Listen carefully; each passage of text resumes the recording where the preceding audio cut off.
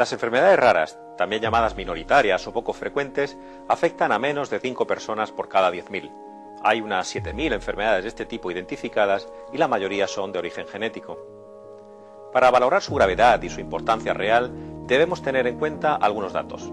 Estamos hablando de enfermedades poco conocidas por una gran parte de los profesionales de la medicina. Muchos de los afectados no tienen diagnóstico o tardan mucho tiempo en conseguirlo. Un alto porcentaje de estas enfermedades no tiene tratamientos curativos. Son enfermedades que causan además un alto nivel de discapacidad y que sobrevienen con frecuencia en la infancia. En el informe del Senado sobre enfermedades raras, elaborado en 2007, y también en el estudio sobre necesidades sociosanitarias de las personas con enfermedades raras, de 2009, ya se mostraba con claridad la gravedad y el desafío que suponen estas patologías. La escasa disponibilidad de medicamentos, la ausencia de terapias, la alta mortalidad, una fuerte carga económica y familiar o los problemas educativos y laborales. En el citado estudio se indica, por ejemplo, que 2 de cada 3 enfermedades aparecen antes de los 2 primeros años de vida, que el 65% son altamente discapacitantes, que solo el 6% de los afectados utiliza medicamentos huérfanos o que el 75% de los afectados se ha sentido discriminado alguna vez por motivo de su enfermedad. Con sus nombres tan complicados, tan difíciles de pronunciar o de recordar en ocasiones, arteritis de Takayasu, lipodistrofia de Berardinelli, osteogénesis imperfecta, enfermedad de Pompe, estas enfermedades pueden parecernos algo alejado de nuestra experiencia, de nuestras preocupaciones cotidianas. No es así en absoluto. En su conjunto, se calcula que afectan en España a cerca de 3 millones de personas y en Europa a más de 36 millones. En muchas ocasiones, una alteración genética no tiene una manifestación clínica, no genera una enfermedad. Con frecuencia es el azar, el hecho de que una pareja tenga la misma mutación sin saberlo, lo que provoca que aparezca una enfermedad con graves repercusiones personales y sociales. O que esa circunstancia incluso se pueda repetir en varios hijos. Por su variedad y por las repercusiones que tienen en la vida de las personas, las enfermedades raras son una especie de laboratorio en el que podemos encontrar todo tipo de situaciones relacionadas con los avances científicos y también con las demandas en el ámbito social y sanitario. Con frecuencia hay logros obtenidos en biotecnología que se producen precisamente gracias al estudio de las enfermedades raras. Y en torno a ellas podemos apreciar los obstáculos, las barreras que la sociedad coloca a nuestro alrededor en terrenos tan importantes como la educación o la atención sociosanitaria. Alrededor de las enfermedades poco frecuentes germinan también experiencias positivas, historias de esfuerzos, de lucha, de superación de límites y de compromiso. Historias de personas que desafían cualquier obstáculo y abren nuevos caminos para los demás. Para contar nuestra historia hemos conectado con cuidadores, asociaciones, instituciones, investigadores y hemos recogido numerosos testimonios. Muchos de esos testimonios aparecerán en este documental, aunque el eje principal del relato será la historia de 2 familias, una de Totana, Murcia, y otra de Mallorca. Cada una de estas familias ha aprendido a vivir en una especie de laberinto, ha aprendido a buscar una posible salida en medio de la adversidad, a defender palmo a palmo su derecho a vivir, y nos muestran los recursos de que los seres humanos disponemos a veces para transformar nuestros puntos débiles y desarrollar nuevas fortalezas.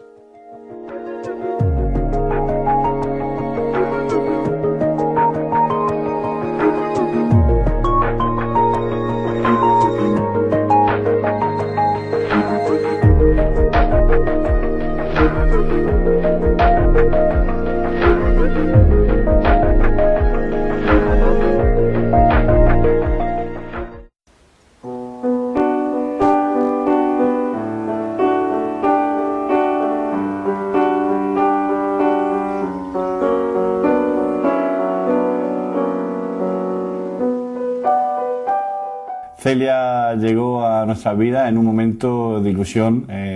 Éramos un matrimonio joven, con muchas ganas. Bueno, pues Celia estaba siendo la niña más deseada del mundo para nosotros. Una muy buena noticia que quedarme embarazada. Pues nuestra vida era, antes del diagnóstico o el debut, mejor dicho, pues como me imagino miles de familias. La enfermedad de Celia no sobrevino de repente, empezamos a notar que algo iba mal. Veíamos como otros niños en el parque hablaban con la misma edad que Celia y caminaban y corrían, y nosotros nos dábamos cuenta que Celia no lo hacía. Empezó a perder peso en 12 días, se quedó con 790 gramos menos. Su pediatra, en una consulta normal, pues nos transmitió que efectivamente tenía una hepatomegalia y unos triglicéridos bastante altos y que requería de que otros especialistas trabajaran con Celia. Creo que el hombre fue contundente, muy sincero y no pudo ser más directo. Y dijo, aquí hay un problema, el hígado está más grande de lo que le corresponde, yo esto no sé por qué es. Una mañana, antes de ir al colegio, se fue a levantar y le falló una pierna. Nos fuimos de inmediato a urgencias, le hicieron unas pruebas, no le vieron nada. En una de las visitas al pediatra, por un cierre de bronquios, pues según lo auscultaba, pues oyó un ruido que no le gustó. Inmediatamente nos derivó a hacer una radiografía y tras el resultado pues comprobó que el tamaño del corazón no era el normal para una niña de su edad. Más adelante empezó con febrícula diaria. Empezó a tener unas manchas en las muñecas, en los pies, pero no sabíamos a qué se debía ni había ninguna razón para que salieran las manchas. Y empezó a volver a necesitar silla de paseo porque se cansaba en exceso. La situación era grave, era compleja, era seria y decidieron ingresarla en la UCI debido sobre todo a la hipertensión que tenía. Pues en nuestro caso el peregrinaje se inicia con la derivación que nos realiza el pediatra a los especialistas del hospital de La Risaca y ahí vamos yendo de consulta en consulta, neurólogo, genetista, oftalmólogo, cardiólogo, de forma simultánea nos veíamos cómo estábamos repitiendo la historia desde que nació nuestra Celia hasta el momento, especialista tras especialista, y la sensación que teníamos era que ellos no nos transmitían nada, solo escuchaban lo que nosotros queríamos decir. Y en aquella segunda consulta avisan a 3 más y van llegando como en fila india, uno primero, el otro después y otro después. Bueno, y entre ellos hablan y se hacen preguntas y a nosotros nos van quedando nombres como oligosacáridos, que no sé cómo me acuerdo de esa palabreja todavía, y no sé, aspectos que estaban valorando y que entre ellos, pero con los padres delante. Y yo decía, pero bueno, esta gente que está hablando, a mí que me digan ya lo que pasa, que le pongan algo y que nos vayamos a casa. Y ese peregrinaje desgasta mucho a las familias porque es un deambular continuo. Probaron muchos tratamientos que fracasaron, pero iban probando con otros porque no había nada descrito para el Takayasu en sí. Subía y bajaba las tensiones de una manera desorbitada, le ponían medicación, le quitaban otra, en fin, era un poco ir probando a ver hasta dar con la solución, hasta que fue mejorando poco a poco. Al principio nos creíamos que lo sabíamos todo, que tenía nuestra hija un problema en el hígado y era lo que había que tratar y que solucionar. Pero conforme pasaban 8 visitas, 10 visitas, 12 visitas, no solo nos dedicábamos mi marido y yo a discutir diariamente porque estábamos abusando de llevar al hospital a una bebé tan pequeña, que además presentaba un aspecto muy risueño, que dormía estupendamente, que no daba el castigo ninguno, que no era una cría problemática, más que tenía un aspecto pues como los que practican la halterofilia, creo que se llama, ¿no? Que es lo que levantan las pesas. Bueno, pues un aspecto muy musculoso, muy delgada y monísima. Por encima de todo, monísima. Para mí lo más duro fue la separación. Más que lo que me dijeran que tuviera, las horas de visita. A mí me quitaron a mi hija, consciente, a los 2 días de su cumpleaños, y me dijeron que tenía una enfermedad que no conocían prácticamente nada, un nombre extrañísimo, encima impronunciable. O sea, yo entendía que me tenía que ir, pero lo que no entendía era cómo ella podía entender que yo me tenía que ir. Una vez que ya sabíamos un poco más de la situación, no se me olvidará en la vida, lógicamente es una pregunta que le hice a estas doctoras, que si mi hija iba a vivir, y ellas no me contestaron, porque no lo sabían. La doctora nos comunicó el diagnóstico de Celia, que utilizó también una frase que ha rondado mi cabeza muchas veces, y era que que la enfermedad de mi hija no tenía tratamiento y se desconocía su evolución. Quizás para un padre y para una madre esa es la frase que más nos cuesta trabajo entender. En nuestro caso, hasta que tuvimos el diagnóstico definitivo de celia, de lipodistrofia congénita de Bernardinelli, fueron varios los síndromes que aparecieron en nuestro camino. Se hablaba de celia que era una persona autista, se hablaba de que podía tener un síndrome de Angelman o del síndrome de Rett, es decir, eran varios los nombres que aparecieron en todo este proceso. Bueno, esto sí que debería mejorar el Servicio Público de Sanidad, porque en nuestro caso la habitación donde informan a los pacientes a los familiares de los pacientes que están ingresados en la unidad de cuidados intensivos, pues es bastante agobiante, por decirlo de una manera suave. Es una habitación pequeña, con una mesa y 2 sillas, poca luz, paredes grises, viejas, y las noticias que se dan allí pues no son agradables, con lo cual el entorno tampoco acompaña. Sí, porque piensas qué es lo que no he hecho bien yo en esta vida, qué he hecho mal, que me ha tocado padecer en el cuerpo de mi hija la enfermedad, ¿no? Y te echas la culpa de cosas que no tienen sentido. ¿Qué había hecho yo para que la niña estuviera mal y yo no? No era justo que a la niña le hubiera tocado tener una enfermedad. Pero yo creo que quizás en este caso hace unos años toda esta situación era mucho peor. Yo tengo ya más de 40 años y a mí me dieron el diagnóstico primero con 12, pero era una época en que no se sabía muy bien cómo funcionaba la osteogénesis imperfecta, qué era lo que lo causaba, se conocían los efectos. Fue desastrosa, claro. A mí me dijeron, tiene usted osteogénesis imperfecta, y cuando fui a preguntar ¿esto en qué consiste? Me dijeron, pues es muy fácil, la tipología, osteogénesis imperfecta. El hueso está formado de manera incorrecta y además en el origen. Bueno, pues muy bien. Luego me he enterado que es que la relación de el problema con una causa genética y con un problema de colágeno se ha sabido hace 30 años. Luego, claro, empiezas a hilar y dices, bueno, cuando a mí me dieron aquello es que no lo sabían.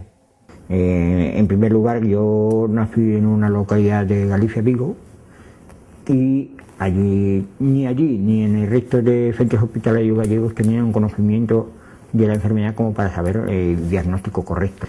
Y encima que en el mismo hospital de La Paz no fue inmediato el diagnóstico, porque tuvieron que hacer una serie de pruebas, hubo a veces que repetir las pruebas porque no salían bien, con lo cual fue bastante traumático, la verdad. Fue muy difícil, porque lo que yo les digo a los padres es que no saben la suerte que tienen de vivir en este mundo, porque hace 25 años era muy difícil todo. Los médicos no sabían qué eran eso del síndrome de Apert. Me daban horas de vida, o sea, poneros por algún momento en la piel de un padre con un niño de síndrome de Apert, que te llegue el médico y te diga, tu hijo se va a morir, tu hijo no va a nacer, no va a seguir adelante, es muy duro. En los estudios que se ha hecho de Eurordis y de FEDER se ha visto que por lo menos pasan por una media de 8 especialistas o más, muchos de ellos antes de obtener un diagnóstico, y por varias consultas, porque claro, el problema de las enfermedades raras es que afectan muchas de ellas a varios órganos del cuerpo, con lo cual tienes que ir por distintos especialistas, ¿no? Y hasta que des a una persona que realmente conoce la enfermedad en toda su amplitud, pues se tarda tiempo, se tardan años que la enfermedad se degenera, se deteriora irreversiblemente.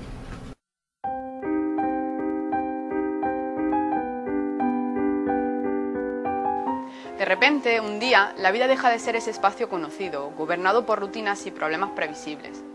Nos sentimos en un terreno desconocido, entre paredes y caminos que no sabemos a dónde nos conducen.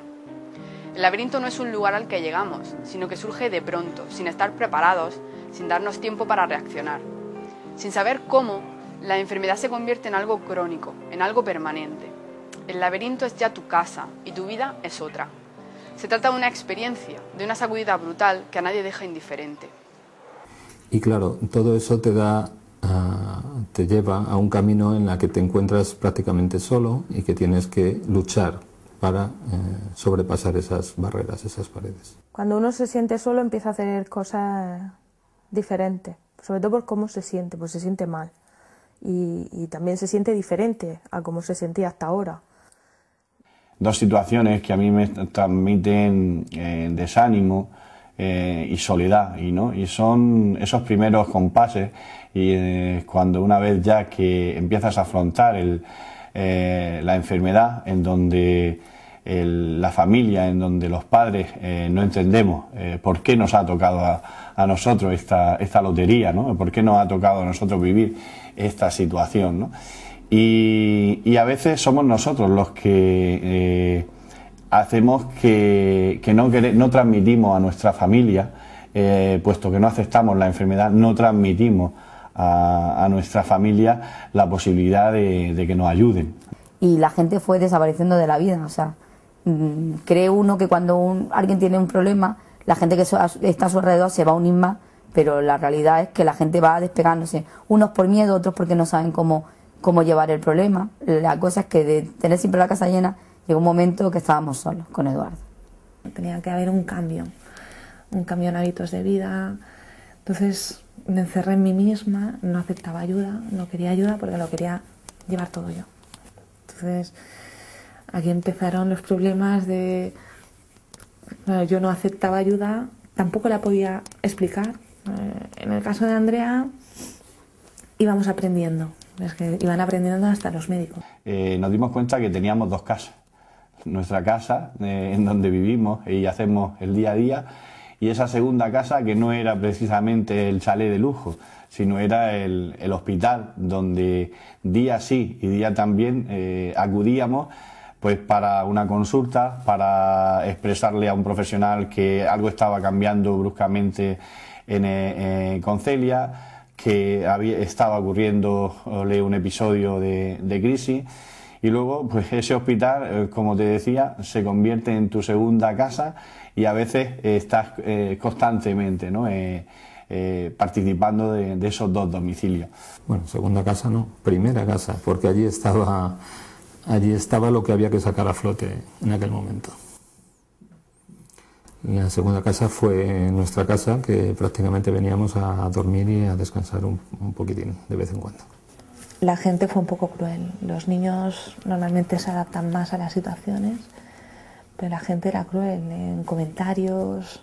Aunque no te lo digan a la cara, sí que notas esa mirada indiscreta y eso a Andrea la hacía sentir insegura. Andrea solo estaba segura en nuestro entorno, nuestra familia, los amigos más próximos, pero tenía un rechazo muy grande a la gente adulta.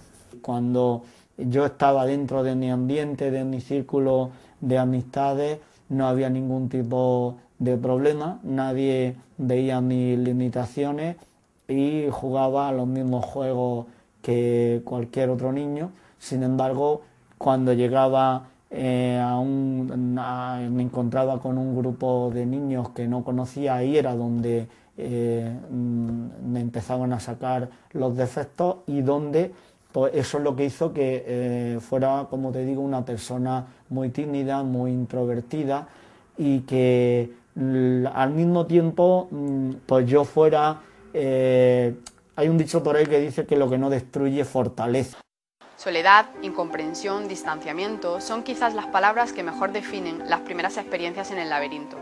Pero es preciso tomar decisiones y poco a poco surgen nuevas actitudes y descubrimientos. El primer paso tiene que ser aceptar la situación.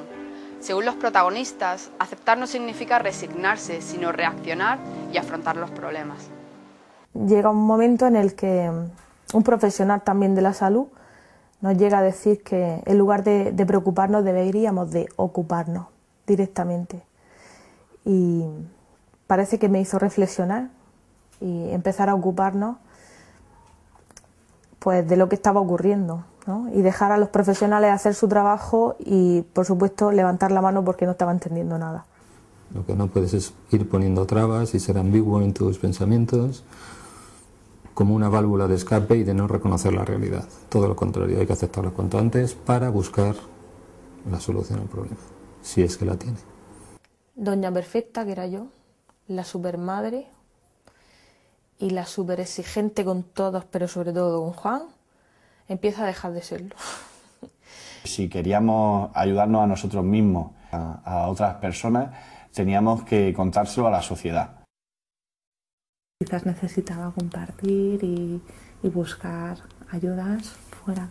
Fue cuando empecé el movimiento asociativo, cuando empecé a ir pues a la asociación, a moverme en las administraciones, a montar, y aquí vi que podía ser ayudada y a la vez ayudar. En FEDER en internet ponía "Cuéntanos tu historia". Yo leí muchas. En ese momento, un día sentada en el sofá viendo la tele con las niñas, me puse a escribir mi historia y la colgué en internet. En aquel momento me invitaron de FEDER a celebrar el primer Día Mundial de las Enfermedades en el Senado. Me armé de valor y fui, la conté y vi que podía ayudar a la gente. Contando mi historia a otra persona que también me contó la suya, encontramos una solución al de mi hija. Si me hubiera quedado en mi casa, no hubiera llegado a la solución para mi hija. La princesa de Asturias ha pedido hoy en el Senado voz y apoyo para quienes sufren algún tipo de las llamadas enfermedades raras. En España hay unos 3 millones de personas con alguna de estas patologías. En la clausura del día dedicado a estas enfermedades, en el Senado hemos escuchado cómo es el duro día a día de estos enfermos y de sus familias. Sus problemas para dar con un acertado diagnóstico y un correcto tratamiento. Doña Leticia ha entregado también los premios a quienes se distinguen por su solidaridad con estos enfermos y sus dificultades, y ha pedido el compromiso de toda la sociedad para ayudarles y para que no se sientan solos. En estos meses, yendo de un sitio a otro de España, intentando conocer mejor las enfermedades poco frecuentes y a las personas con alguna de estas enfermedades y a sus familiares, una idea nos ha quedado clara. Esa experiencia nos transforma, nos obliga a buscar recursos para salir del túnel, a multiplicar nuestra energía y a descubrir habilidades que no pensábamos tener. La ilusión de que somos individuos autónomos, autosuficientes, deja paso a una nueva visión más realista y abierta a la colaboración con los demás. El desconocimiento de las enfermedades raras se proyecta sobre todo en los ámbitos en los que se desarrolla la vida cotidiana de una familia que tiene una patología crónica.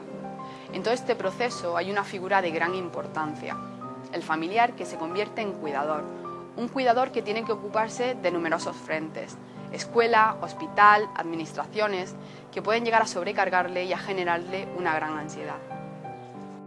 Yo soy la madre de Celia y yo he visto a cualquier madre cuidando de su hijo hasta que el último momento que han podido hacerlo. Es decir, una madre tiene el instinto de protección, creo, y de responsabilidad siempre. Hay madres que tienen que atender físicamente a sus hijos mucho, y hay madres que tienen que atender psicológicamente mucho a sus hijos, y hay madres que lo tienen todo más fácil porque el hijo se desarrolla muy bien, y a nosotros nos toca vivir desde una perspectiva en la que necesitamos estar 24 horas en contacto directo y en atención física directa y también psicológica. La discapacidad o la ayuda al cuidador está hecha más para gente de nuestra generación que tiene que ayudar a mayores, pero no está hecha para padres que tenemos que cuidar a los niños. Claro que es normal, pero es que no vives. O sea, son cuidados 24 horas, son cuidados 365 días. Y yo valoro de forma muy positiva, ¿no?, la figura del cuidador. Creo que es una figura que hay que mimar y que hay que cuidar. Hay que tenerlo siempre presente. Y para ello, pues también hay que ayudar a formar a estas personas, ¿no? Porque muchas veces se encuentran también que les es difícil afrontar algunas situaciones que se generan en ese día a día, ¿no? Entonces yo creo que es muy importante también el tener presente esa formación, aunque sea un familiar directo, la persona que vaya a realizar ese trabajo y esa figura. Yo creo que es verdad, ¿no? Damos por supuesto en la cultura latina que quien debe cuidar a las personas, a sus seres queridos, a las personas con enfermedad durante mucho tiempo, ¿no? Cuando hablamos de enfermedades crónicas, debe ser la familia, ¿no? Y no entiendo que no debería ser así siempre, ¿no? Es verdad que pensamos, desde mi punto de vista en la cultura latina, que quienes mejor cuidan a sus seres queridos somos nosotros mismos, es decir, tenemos un gran sentimiento de correspondencia, de gratitud y de arraigo familiar, pero sin embargo, cuando uno percibe o ve la realidad de lo que significa el cuidar y lo que conlleva, pues yo creo que que uno se da cuenta de que realmente es una tarea demasiado compleja como para no reflexionar cuanto menos ante ello, ¿no? Los cuidadores han estado a la sombra, nadie, como si no existieran, ¿no? Hasta ahora que está empezando a hablar un poquito de los cuidadores. Tienes que cuidar al cuidador, eso está claro, ¿no? Y la administración sí que debería, ahora con la ley de dependencia creo que ya se está dando un paso, ¿no? Si se aplica bien. A veces incluso se critica el papel del cuidador y creo que no está reconocido porque el cuidador por lo general es un familiar, una madre, fundamentalmente es la madre, aunque también el padre o el esposo, la esposa, y no hablamos de unos cuidados solamente básicos de alimentación, dependiendo de la enfermedad, sino estamos hablando de cuidados emocionales también, que es lo que hace que las personas pues puedan llevar precisamente ese tipo de cuidados mejor o peor, ¿no? Entonces el cuidador, como solemos decir, ¿quién cuida al cuidador? Mis padres lo son todo para mí, y no es por decir una frase hecha, sino porque en verdad si no fuera por ellos, tanto de mi madre que estaba permanentemente conmigo, como mi padre que estaba siempre buscando la manera de conseguir los recursos para poder salir adelante, si no fuera por ellos, difícilmente hoy podría decir que estoy aquí. Lamentablemente este tipo de enfermedades sí requieren un cuidado permanente. En cualquier momento, por una pequeña relajación, podemos entrar en convulsión, podemos tener crisis respiratorias, podemos tener, en fin, dependiendo del tipo de glucogenosis, los síntomas pueden ser distintos, pero en eso común es que tenemos unos problemas graves de los que tenemos que acabar en urgencias. El centro cree la oportunidad de crear programas de respiro familiar que en el campo de las personas mayores, en el campo de las personas con discapacidad están mucho más asentadas desde hace muchos años, pero en el campo de las enfermedades raras pues tienen poca experiencia en España, ¿no? En Europa sí que ya existe una red de centros de respiro familiar.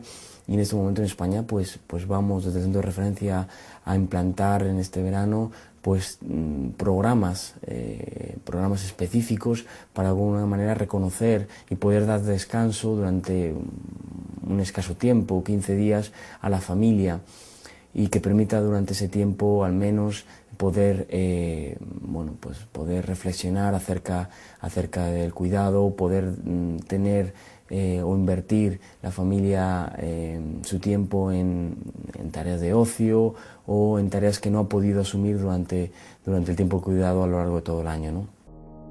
Los cuidadores no pueden hacerlo todo.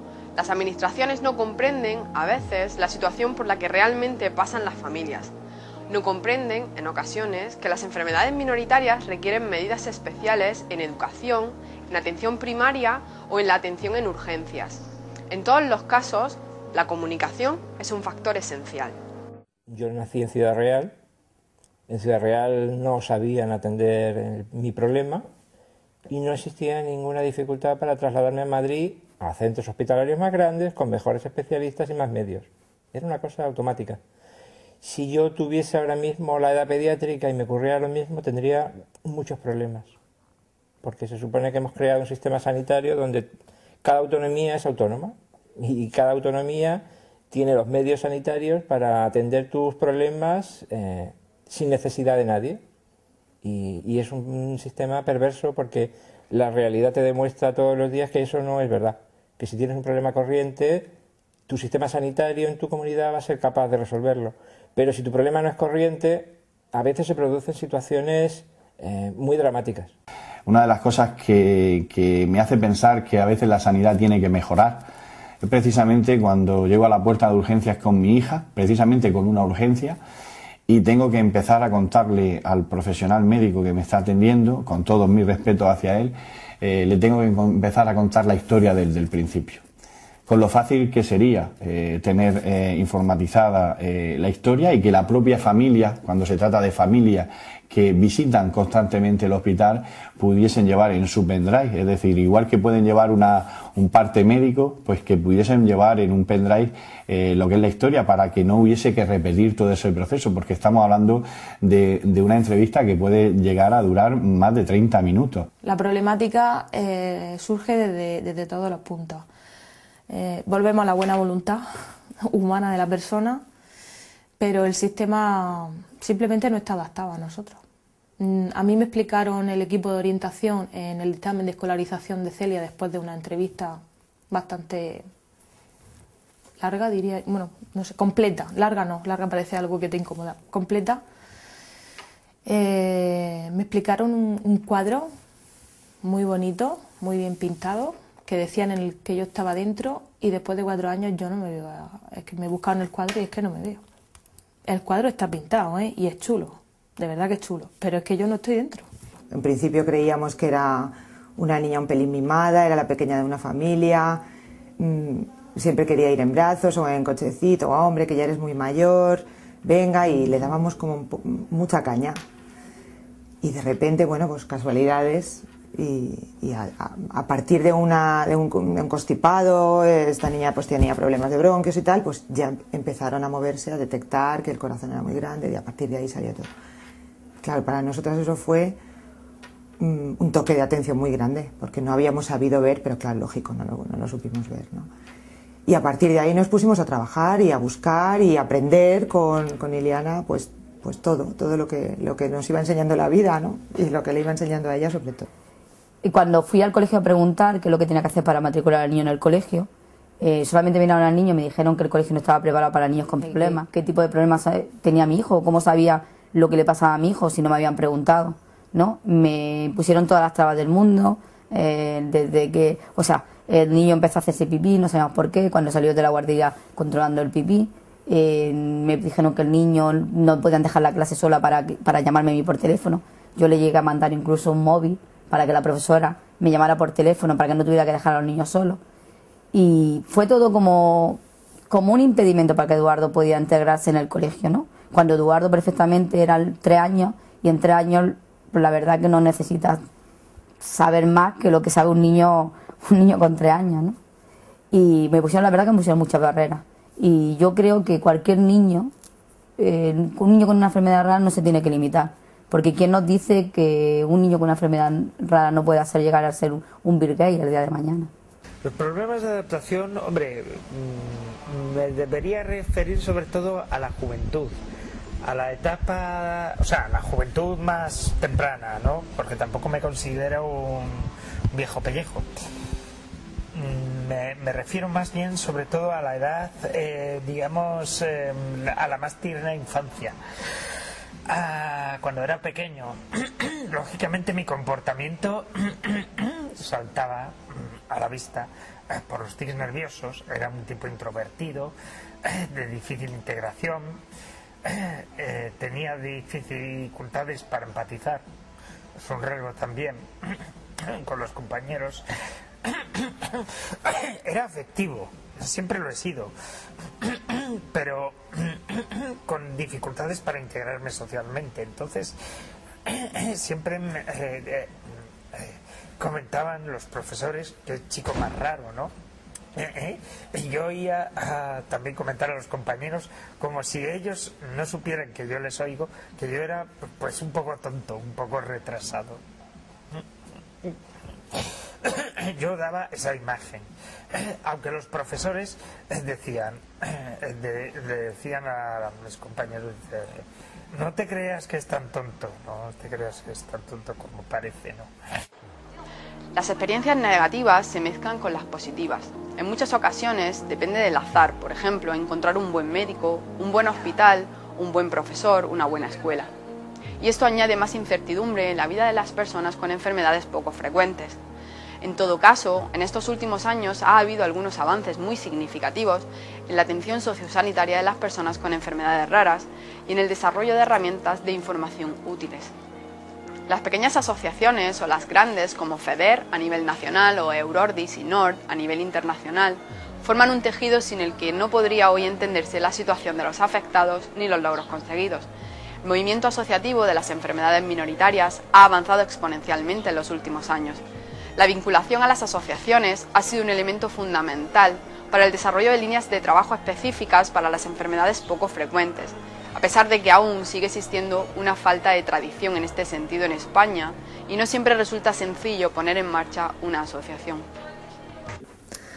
Por mi experiencia personal, a través de las asociaciones, mi primer contacto fue a través de FEDER. Me di cuenta de la importancia de una asociación aquí en Baleares, porque a mí la asociación de diabéticos me había ayudado mucho, a nivel personal y para mi hija. Y aquí no había ningún sitio donde yo pudiera encajar, o sea, donde Andrea pudiera encajar. Era cardiópata, pero no encajaba en la Asociación de Cardiopatías Congénitas. Era afectada renal, pero tampoco encajaba en el perfil de las enfermedades renales. Entonces decidí montar la Asociación de Enfermedades Raras aquí en Baleares. Y entonces emprendí la asociación con otra madre, que también tenía una hija que tiene una enfermedad muy poco frecuente. Y para mí fue un bálsamo el formarla y empezar a ayudar a la gente. Degenen surge prácticamente en esa fase de aceptación de la enfermedad, ¿no? Es decir, prácticamente a principios del año 2008, en enero de los 2008, pues ya nos dimos cuenta que tanto Naka como yo que queríamos compartir con otras familias y con otras personas lo que nos estaba pasando, ¿no? Y lo que nosotros quisimos es hacer una asociación con un carácter genérico y que pudiese englobar a familias con diversas enfermedades raras, ¿no?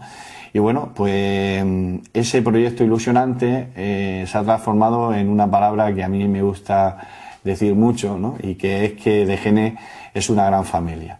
Año tras año vamos teniendo puertas más abiertas. Desde esa perspectiva, quizás ahora somos más conocidos que antes. No significa que seamos una de las principales plataformas de pacientes más conocidas en España, pero sí que nos vamos dando cuenta que se nos va teniendo en cuenta en órganos de decisión, se nos va teniendo en cuenta en diferentes plataformas asociativas, y en ese sentido vamos sintiendo que el trabajo que se está desarrollando en pro de este inmenso colectivo al que estamos representando, bueno, pues cada vez va teniendo mayor eco, mayor repercusión. El siglo XXI será probablemente el siglo de la biotecnología. Esa es nuestra esperanza. También es frecuente oír que el siglo XX ha sido el de la revolución en las comunicaciones. La prensa, el cine, la televisión, Internet han cambiado la vida de los pacientes, la forma de entender y de vivir las enfermedades raras. Cuando se preguntó a Ray Tomlinson, inventor del correo electrónico y premio Príncipe de Asturias, si recordaba haber recibido algún correo electrónico particularmente gratificante, respondió que recordaba especialmente uno en donde una persona le daba las gracias en nombre de un familiar que sufría una enfermedad rara, porque gracias precisamente a un grupo de intercambio de correos había logrado conectar con personas que tenían la misma patología. Eso le cambió por completo la vida y además le sirvió para gestionar mejor todos los aspectos relacionados con la enfermedad. Pues cuando le diagnosticaron a mi hija la enfermedad, lo primero que hice fue conectarme a Internet y ver qué recursos existían en España. Y bueno, mi primera impresión fue buena porque aparecía una federación estatal de enfermedades raras, en este caso FEDER. Tenían un servicio de información y orientación y hice una primera consulta. Ese fue mi primer acercamiento a la federación. Y como familiar de una persona que sufre una de estas enfermedades de baja prevalencia, pues creo que la existencia de ese recurso pues me abrió una primera puerta, ¿no? en ese momento tan difícil de asumir por parte de un familiar. Internet bien utilizado es una buena herramienta, pero siempre bien utilizado porque también te puede hundir mucho. A través de Internet hemos podido comunicarnos con otras personas en otros sitios que tienen lo mismo que tú y te puedes sentir comprendido, apoyado y pues buscar soluciones, pero si no lo sabes manejar es una herramienta peligrosa. Pero puedes empezar a ver cosas que realmente no tienen por qué suceder. Cuando no existía Internet, cuando no existían estas comunicaciones, una persona con una enfermedad rara podía vivir toda su vida pensando que era el único, pensando que no había nadie más en el mundo, él, quizá su familia, pero no había ninguna posibilidad de contactar con nadie. Para mí Internet, desde luego, es la que tiene mayor, de todos los medios, es aquel que tiene mayor información. Internet tiene dos problemas. Uno, como con cualquier otra información, saber seleccionar la información correcta, y otra, la accesibilidad. Que nos podemos encontrar con enfermedades raras, o podemos encontrarnos con discapacidades que necesitan la accesibilidad a la web, y por tanto pues son dos condiciones previas.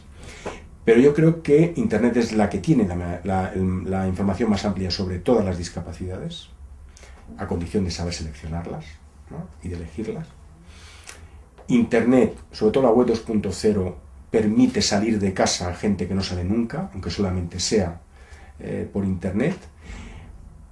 Permite relacionarse con el mundo exterior, con otras personas de fuera, que compartan su misma discapacidad o no. Pero yo creo que Internet, como casi todas las nuevas tecnologías, favorecen a la discapacidad. En el año 98, cuando empezamos, Internet no existía.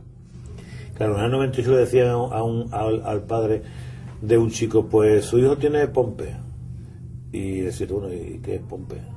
¿Y dónde te iba? A una enciclopedia que estaba editada hacía la última, hacía un año, pero la información era de hace 5, con lo cual había avanzado o había nuevas informaciones que podían suavizar o no la información que se tenía, y la información no era real.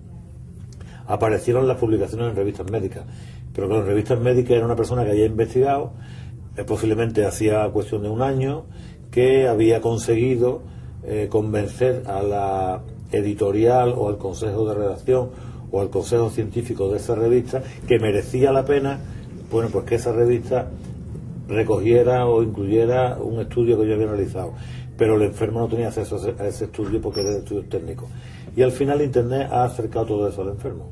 Hombre, en nuestro caso, desde luego, fue un instrumento que sirvió para salvarle la vida. No fue el único instrumento, ¿no? Si solamente hubiéramos dependido de los medios de comunicación, pues no hubiéramos conseguido nuestro objetivo. Pero fue un instrumento que en ese aspecto pues creo que supimos utilizarlo bien desde nuestra posición, y también por supuesto la asociación nos ayudó muchísimo. O sea, supimos jugar con esa baza que teníamos de los medios de comunicación, y el mensaje era claro, ¿no? O sea, en este caso pues era un mensaje muy fácil de transmitir. Un niño muy pequeño que a lo mejor por la inflexibilidad o la intransigencia o las pocas ganas de moverse de ciertos agentes pues iba a perder la vida, ¿no? Era un mensaje muy fácil de transmitir en su caso particular. Con respecto al tratamiento de las enfermedades raras en general, ya la cosa cambia, ¿no? O sea, eso no es así. Nosotros siempre queremos tomar los medios de comunicación como un entorno amigo que nos puede ayudar exponencialmente a transmitir nuestro mensaje. Pero esa es nuestra visión. El medio de comunicación toma conciencia de nuestra situación cuando ocurre algo llamativo. Entonces se acerca a nosotros, pero el problema es que no nos da el tiempo suficiente. Una cosa es la realidad y otra cosa es la información. La información siempre se ve un poco sesgada por una cuestión de impresionar, o una cuestión de competencia, una cuestión de impacto. Es decir, lamentablemente estamos ante una cuestión de que si una cosa no produce impacto, que la gente diga, uy, es como que es una noticia que no trasciende. Entonces, la gran mayoría de noticias, o algunas se deforman o se tergiversan para darle mayor impacto.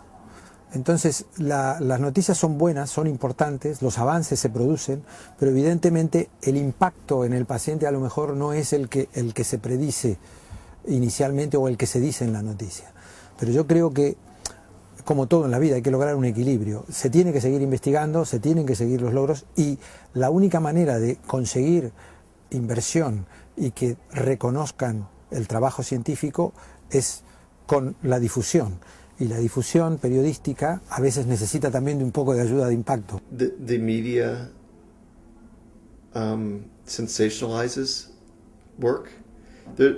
So sometimes in an effort to get word out, it will overstate the work and it gives people false hope. I don't think it's done maliciously. I think people get excited by progress.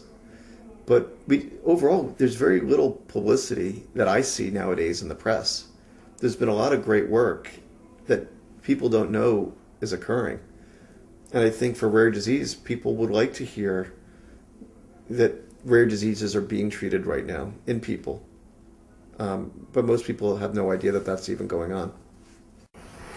La marató de Televisión de Cataluña y no, efectivamente cala mucho en la sociedad catalana. Es decir, este último año, la marató se dedicó a las enfermedades minoritarias, precisamente, enfermedades raras, que en Cataluña se les ha llamado minoritarias, y precisamente se recogieron, creo que unos 7 millones y pico de euros, que 7 millones y pico de euros en la época de crisis en que estamos, para nosotros es algo importantísimo. En las enfermedades raras hubo un antes y un después de la implicación de la princesa de Asturias.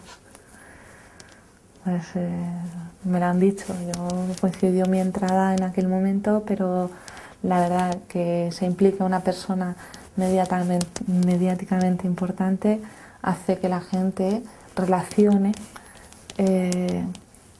la información con la persona que la está representando. Valoro que lo más necesario es que precisamente las personas que conocemos siempre a través de los medios de comunicación, los deportistas, determinados actores y actrices de determinadas series o incluso de películas, en definitiva personas famosas de diferentes índoles, pues puedan contribuir con su imagen a apoyar, en este caso, las enfermedades raras.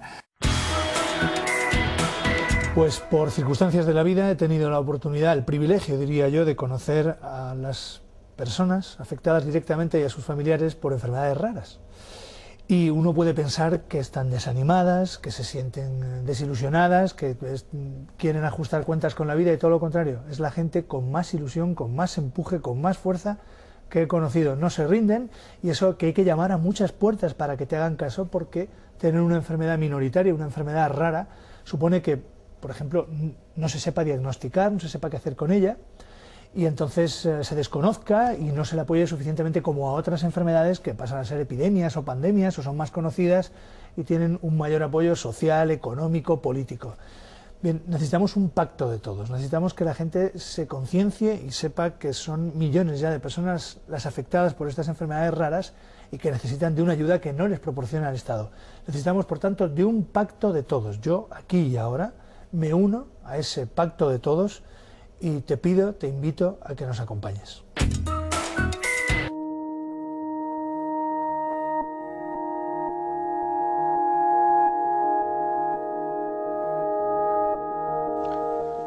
Los progresos en el desarrollo de planes y estrategias de carácter específico es un primer paso importante para mejorar la atención de las personas con enfermedades raras. En España tenemos una estrategia nacional y también planes en Andalucía o en Extremadura, por ejemplo.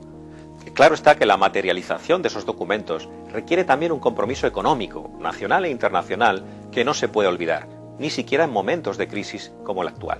Es decir, nosotros partíamos de una realidad donde las enfermedades raras eran o se estaban intentando atender lo mejor que se sabía y se podía en función de los recursos, a veces dispersos y poco organizados, y hemos empezado a organizarnos.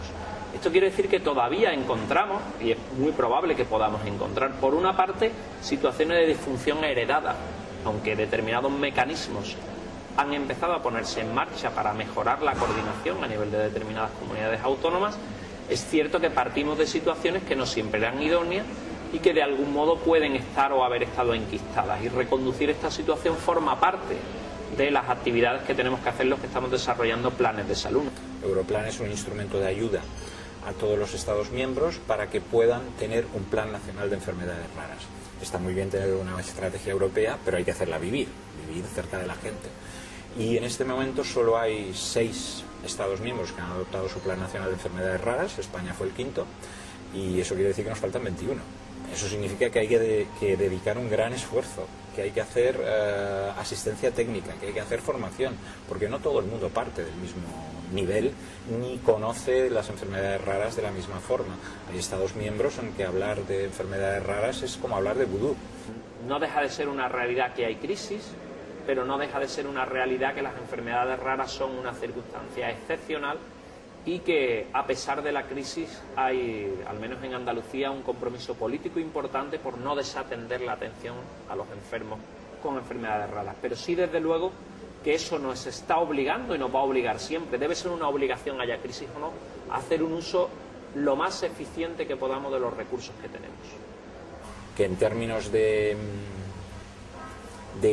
lo que es dotación presupuestaria vamos a asistir a problemas graves, y yo creo que ahí no estoy descubriendo nada. Yo no creo que vaya a haber una reducción en lo que se estaba en estos momentos dotando para enfermedades raras, pero tampoco estoy absolutamente seguro de que vaya a haber un aumento, que era algo que estaba clarísimo hace 2 años.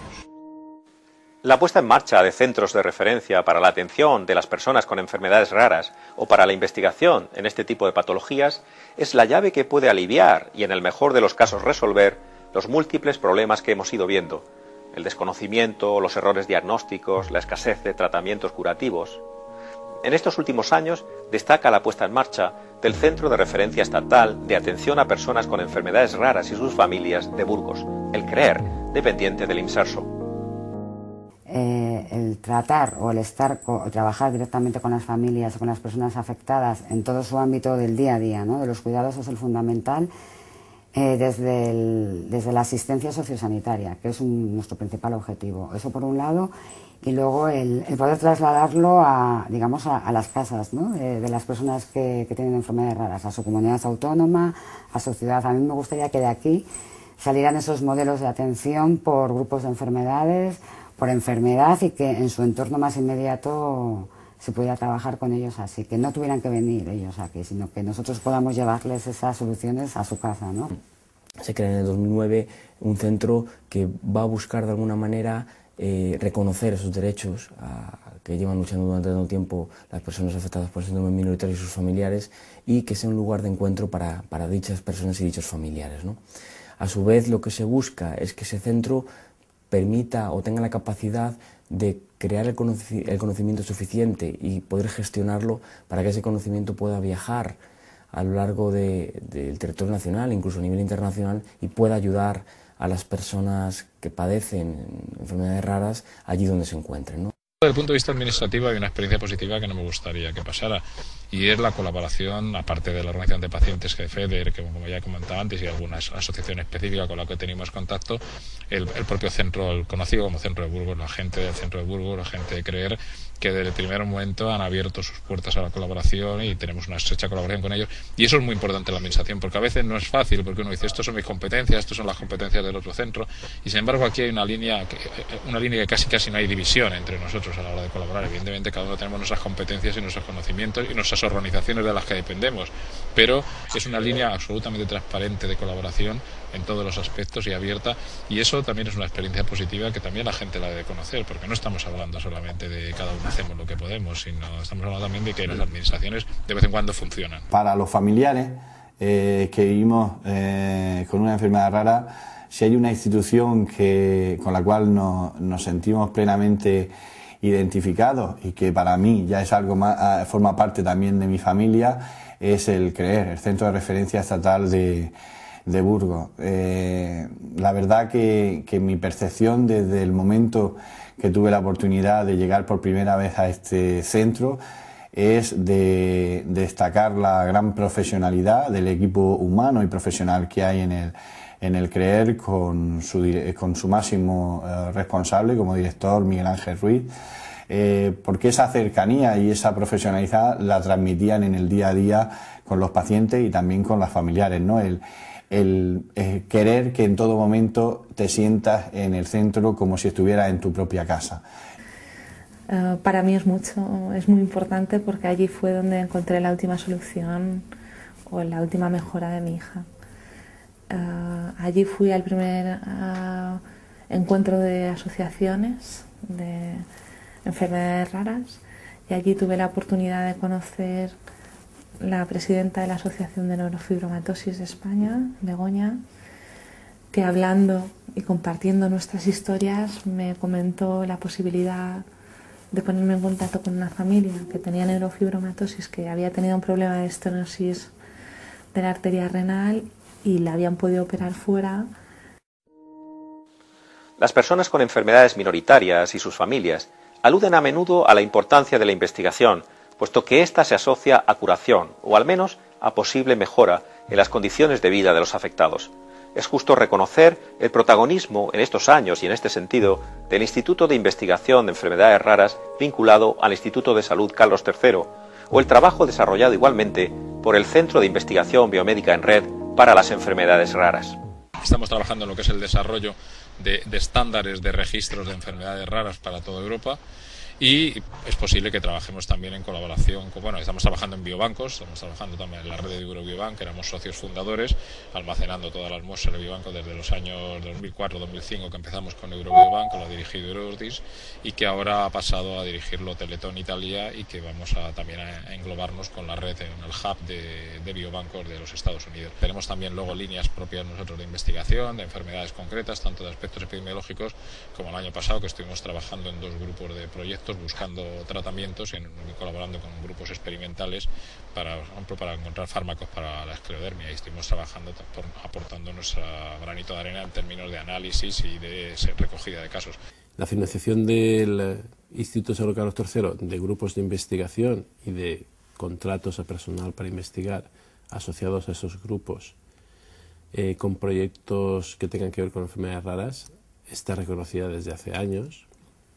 Existe una comisión específica de evaluación de esos proyectos que se llama de enfermedades genéticas y modelos de enfermedad, y sabemos que las enfermedades raras son mayoritariamente genéticas, y se están financiando proyectos de muchas enfermedades, sin lugar a dudas. Siempre digo que el investigador de enfermedades raras tiene una particularidad por las causas perdidas, porque en otras enfermedades que son mucho más estrellas, si uno dice, bueno, la diabetes, el cáncer, hay un montón de ayudas, laboratorios, es decir, hay muchísimo dinero en investigación, inclusive por compañías farmacéuticas que están muy interesadas en desarrollar y en investigar. ¿Y qué ocurre? Que nosotros somos como si fuéramos los simpatizantes de un club de fútbol chico que no tiene estrellas, ¿no? Y sabe que lo más probable es que el partido lo pierda, o como mucho tendrá un jugador bueno y que con ese jugador podrá hacer un buen papel, pero comparado con las grandes estrellas, con los galácticos, ¿no? Entonces, lo mismo pasa. Yo creo que es una cuestión de actitud. El investigador de enfermedades raras tiene una actitud de compromiso con la enfermedad. Y a nivel español, pues bueno, España está sumada a través de todas sus plataformas, sus consorcios, sus CIBER y el propio Instituto de Investigación de Enfermedades Raras, pues se van sumando a cada una de estas iniciativas. En concreto, nuestro instituto participa en el proyecto EPIRARE, participa en el proyecto Burquol, que son de la DG Sanco, ha participado en el proyecto Europlan, está implicado en uno de los proyectos que se pueden financiar de registros y biobancos para el consorcio internacional, y acaba de ser aprobado dentro del consorcio internacional para España el Registro Nacional de Enfermedades Raras, que lo vamos a dirigir de aquí, con lo cual está todo bastante avanzado. Eso no significa que, evidentemente, investigar todas las enfermedades raras es muy difícil, no hay grupos para todos ni hay dinero para todos, pero el campo ha cambiado muchísimo y está en situación bastante prometedora. Pero de enfermedades raras hay que captar gente que se interese por el campo. Nosotros tenemos esa obligación y nos gusta hacerlo, ¿no? Gente que se interese, que al entrar en nuestro terreno, haber tenido una vía que se lo haya facilitado, estas becas lanzaderas nuestras, pues alguno de ellos le entrará gusto en ellos y se mantendrá el tiempo ya de su carrera, la tendrá ahí.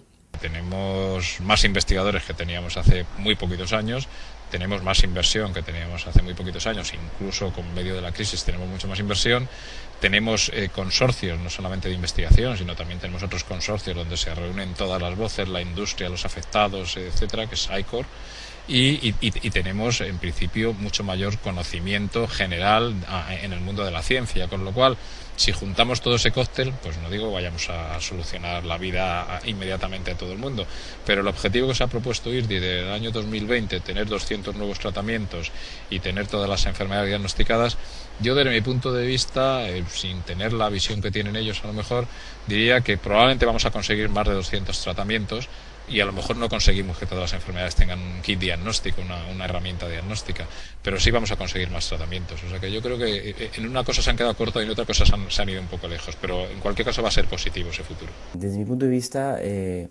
España, en el sector de las enfermedades raras, está dentro de, podemos decirlo, del top 10, ¿no?, de los países que está con más preocupación, ¿no?, o que está tratando de desarrollar más líneas de actuación en el campo de las personas con enfermedades raras.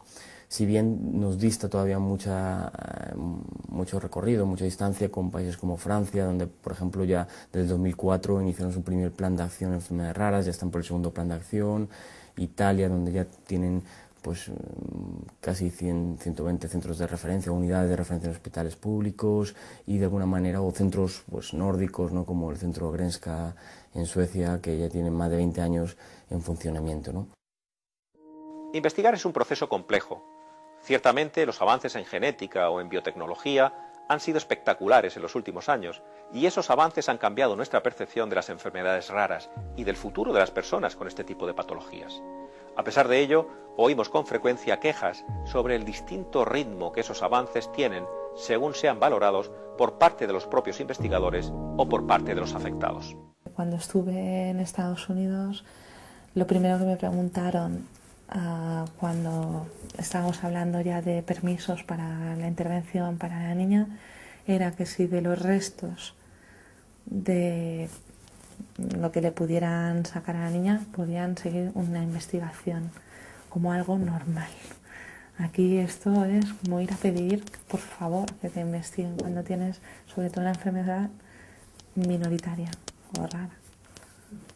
Las empresas no tienen ni la obligación ni la concienciación de destinar un fondo de su trabajo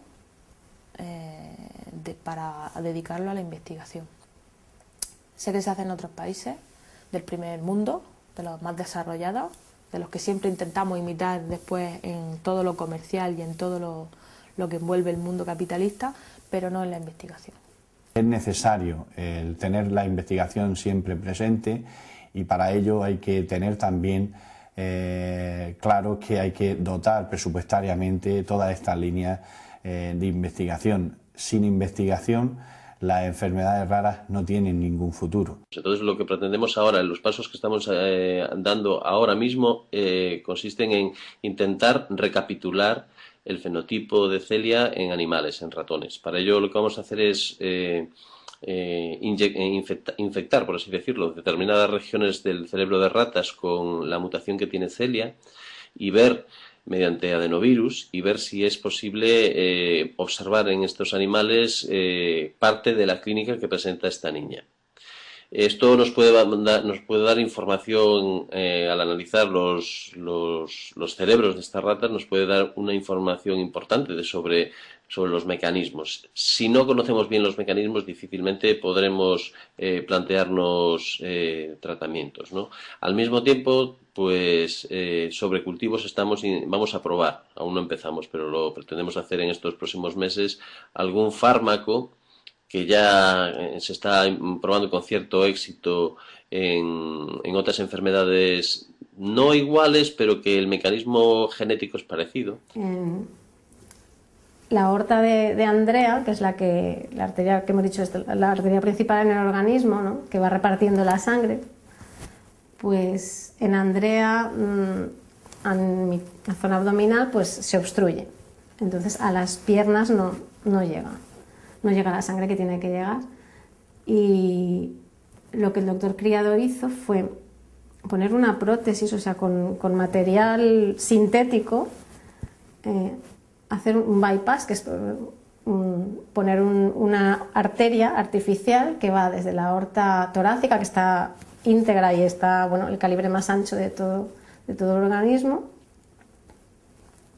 hasta las arterias principales que dan irrigación a las piernas.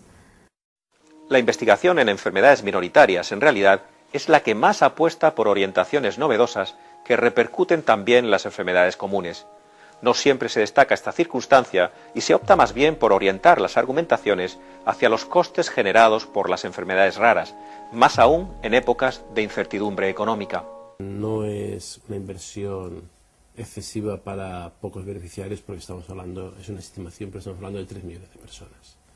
Es cierto que conocer los mecanismos que causan enfermedades raras, los mecanismos biológicos que causan enfermedades raras, va a dar lugar al conocimiento dirigido y más rápido de problemas que se asocian también a enfermedades más comunes. Invertir en investigación en enfermedades que muchas de ellas se inician en la infancia, a veces de recién nacido, a veces ya en el adolescente, para personas que tienen toda una vida, una biografía por delante, pues supone que si podemos mejorar su calidad de vida va a ser mucho menos costoso para ellos, para su familia y para la sociedad en general, tanto en términos emotivos como económicos. Yo las veo muy abordables y de hecho yo creo que es importante esta idea de asociarlas como enfermedades raras, no como cada una de esas 7.000 o casi 7.000 enfermedades raras, sino todas ellas juntas, como colectivo, porque hay muchísimas cosas que investigando,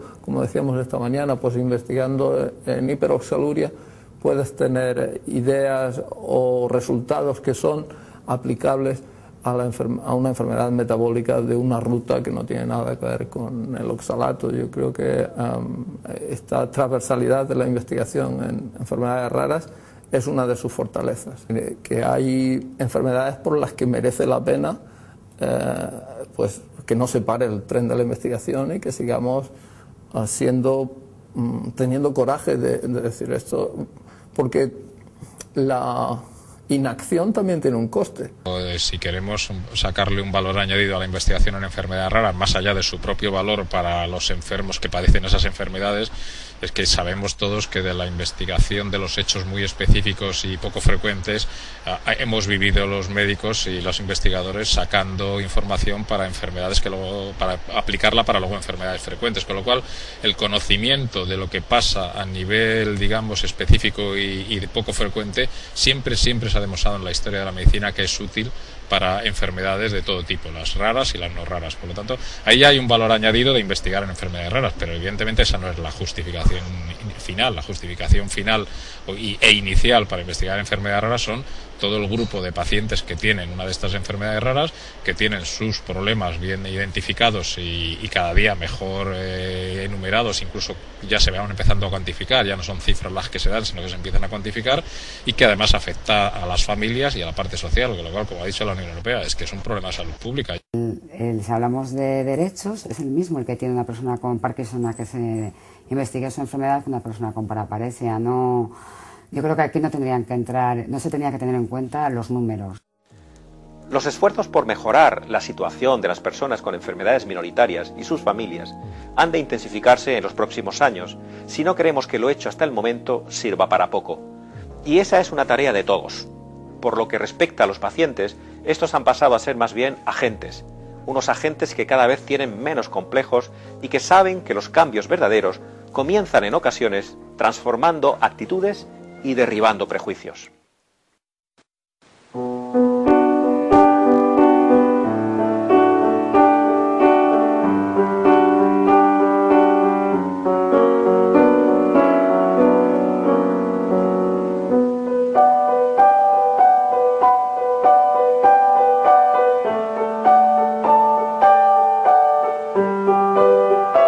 Para mí, mi hijo es el más guapo del mundo. Yo no le veo las diferencias. Yo digo que las diferencias se ven cuando se ven con otros ojos. Cuando se miran con los ojos de corazón, con los ojos de verdad, te das cuenta que los niños con enfermedades raras no son niños diferentes.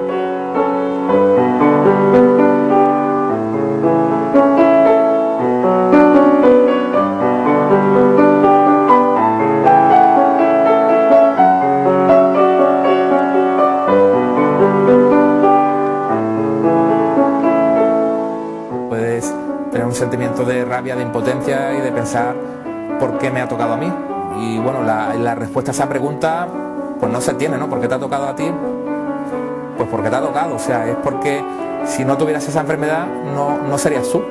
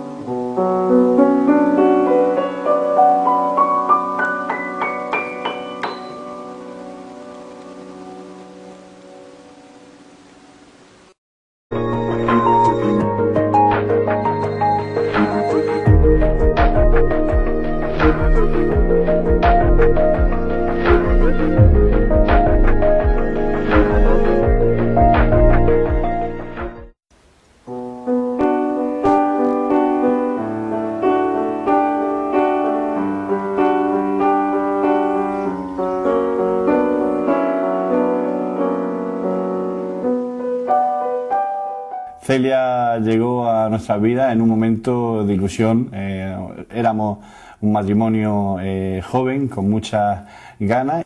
Bueno, pues Celia estaba siendo la niña más deseada del mundo para nosotros. Una muy buena noticia es que quedarme embarazada.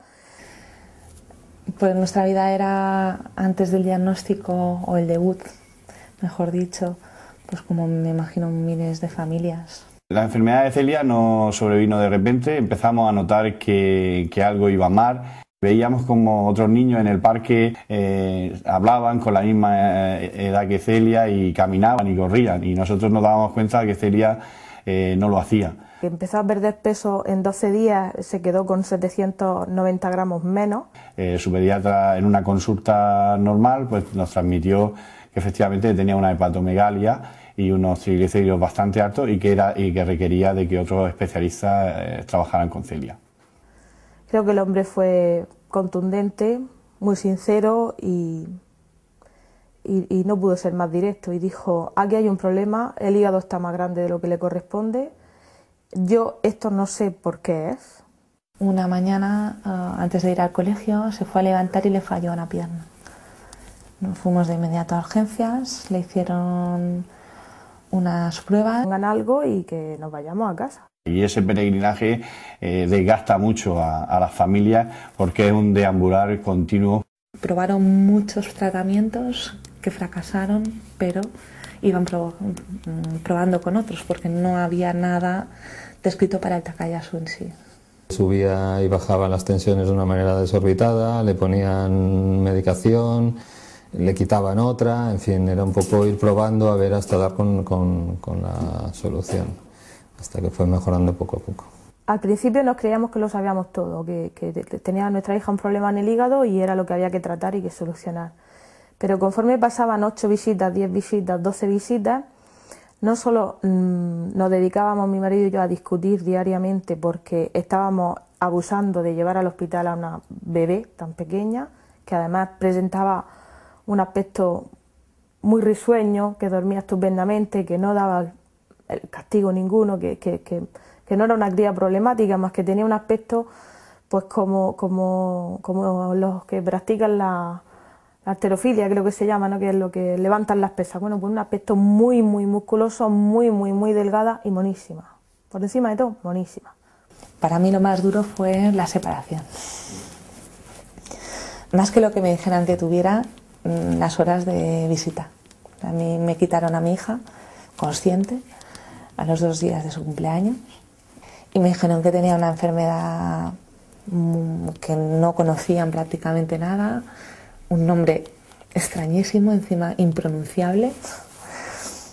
O sea, yo entendía que me tenía que ir, pero lo que no entendía era cómo ella podía entender que yo me tenía que ir. Una vez que ya sabíamos un poco más de la situación. A más de 36 millones. En muchas ocasiones, una alteración genética no tiene una manifestación clínica, no genera una enfermedad. Con frecuencia es el azar, el hecho de que una pareja tenga la misma mutación sin saberlo, lo que provoca que aparezca una enfermedad con graves repercusiones personales y sociales. O que esa circunstancia incluso se pueda repetir en varios hijos. Por su variedad y por las repercusiones que tienen en la vida de las personas, las enfermedades raras son una especie de laboratorio en el que podemos encontrar todo tipo de situaciones relacionadas con los avances científicos y también con las demandas en el ámbito social y sanitario. Con frecuencia hay logros obtenidos en biotecnología que se producen precisamente gracias al estudio de las enfermedades raras. Y en torno a ellas podemos apreciar los obstáculos, las barreras que la sociedad coloca a nuestro alrededor en terrenos tan importantes como la educación o la atención sociosanitaria. Alrededor de las enfermedades poco frecuentes germinan también experiencias positivas, historias de esfuerzos, de lucha, de superación de límites y de compromiso, historias de personas que desafían cualquier obstáculo y abren nuevos caminos para los demás. Para contar nuestra historia hemos conectado con cuidadores, asociaciones, instituciones, investigadores y hemos recogido numerosos testimonios. Muchos de esos testimonios aparecerán en este documental, aunque el eje principal del relato será la historia de 2 familias, una de Totana, Murcia, y otra de Mallorca. Cada una de estas familias ha aprendido a vivir en una especie de laberinto, ha aprendido a buscar una posible salida en medio de la adversidad, a defender palmo a palmo su derecho a vivir, y nos muestran los recursos de que los seres humanos disponemos a veces para transformar nuestros puntos débiles y desarrollar nuevas fortalezas.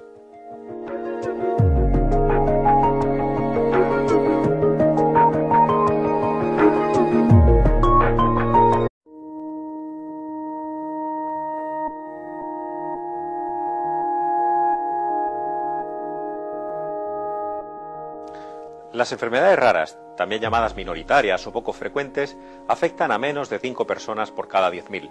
Hay unas 7.000 enfermedades de este tipo identificadas y la mayoría son de origen genético. Para valorar su gravedad y su importancia real, debemos tener en cuenta algunos datos. Estamos hablando de enfermedades poco conocidas por una gran parte de los profesionales de la medicina. Muchos de los afectados no tienen diagnóstico o tardan mucho tiempo en conseguirlo. Un alto porcentaje de estas enfermedades no tiene tratamientos curativos. Son enfermedades que causan además un alto nivel de discapacidad y que sobrevienen con frecuencia en la infancia. En el informe del Senado sobre enfermedades raras, elaborado en 2007, y también en el estudio sobre necesidades sociosanitarias de las personas con enfermedades raras, de 2009, ya se mostraba con claridad la gravedad y el desafío que suponen estas patologías.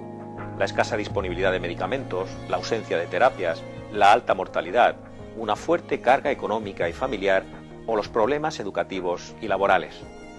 En el citado estudio se indica, por ejemplo, que 2 de cada 3 enfermedades aparecen antes de los 2 primeros años de vida, que el 65% son altamente discapacitantes, que solo el 6% de los afectados utiliza medicamentos huérfanos o que el 75% de los afectados se ha sentido discriminado alguna vez por motivo de su enfermedad.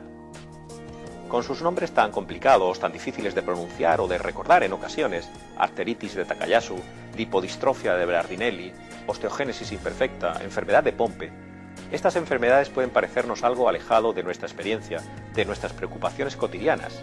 No es así en absoluto. En su conjunto, se calcula que afectan en España a cerca de 3 millones de personas y en Europa... No le vieron nada. En una de las visitas al pediatra, por un cierre de bronquios, pues según lo auscultaba, pues oyó un ruido que no le gustó. Inmediatamente nos derivó a hacer una radiografía y tras el resultado pues comprobó que el tamaño del corazón no era el normal para una niña de su edad. Más adelante empezó con febrícula diaria. Empezó a tener unas manchas en las muñecas, en los pies, pero no sabíamos a qué se debía, ni había ninguna razón para que salieran las manchas. Y empezó a volver a necesitar silla de paseo porque se cansaba en exceso. La situación era grave, era compleja, era seria y decidieron ingresarla en la UCI debido sobre todo a la hipertensión que tenía. Pues en nuestro caso el peregrinaje se inicia con la derivación que nos realiza el pediatra a los especialistas del hospital de La Risaca. Y ahí vamos yendo de consulta en consulta, neurólogo, genetista, oftalmólogo, cardiólogo, de forma simultánea nos veíamos cómo estábamos repitiendo la historia desde que nació nuestra Celia hasta el momento, especialista tras especialista, y la sensación que teníamos era que ellos no nos transmitían nada, solo escuchaban lo que nosotros queríamos decir. Y en aquella segunda consulta avisan a 3 más y van llegando como en fila india, uno primero, el otro después y otro después. Bueno, y entre ellos hablan y se hacen preguntas y a nosotros nos van quedando nombres como oligosacáridos, que no sé cómo me acuerdo de esa palabreja todavía, y no sé, aspectos que estaban valorando y que entre ellos, pero con los padres delante. Y yo decía, pero bueno, esta gente que está hablando, a mí que me digan ya lo que pasa, que les